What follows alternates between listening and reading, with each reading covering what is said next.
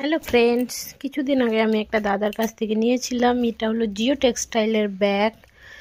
এটা হচ্ছে grow bag 12x12। তো এটা এখানে দাদার ট্যাগ লাগা আছে আর এটার একটা সুবিধা কি, এটা হচ্ছে একদম গাছকে মাটির ফিলিংস দিবে। এর মধ্যে এক্সট্রা যেটা ওটা থাকবে এটা বের হয়ে যাবে। আর এর মধ্যে গাছ খুবই ভালো গ্রোথ নেয়, কারণ গাছকে মাটির ফিলিংস দেয়। কোনো মতেই গাছকে বুঝতে পারে না যে সে টবে লাগানো আছে, সে ভাবে যে আমি মাটিতেই লাগানো আছি। আর এটা হলো কাপড়ের ব্যাগ, মানে জিও টেক্সটাইল।